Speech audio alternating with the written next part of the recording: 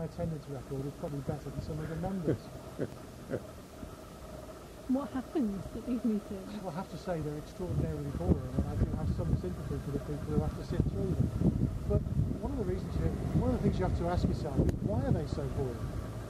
They're boring because, yes, there's some mundane things that need to be done through. They're also boring because there's nothing being put on the agenda to have any sensible debates about. It's only since January, since we forced the issue, that the issue of regeneration has appeared on the agenda. They've never talked about it before. Oh, well, that's Bridgend County Borough Council's issue, regeneration. It's nothing to do with us. Come on. So has the Town Council's method of communicating with regards to regeneration changed in the last few months since you've been going to these meetings? No, it hasn't. We can see the minutes of the Town Council on the notice board, and they have started to put a little bit of information in the press.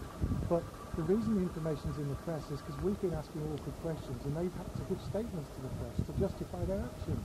For example, it wasn't until a couple of weeks ago we found out they had almost £90,000, I'll repeat that, £90,000 of our money, our taxes, in reserve in the bank account.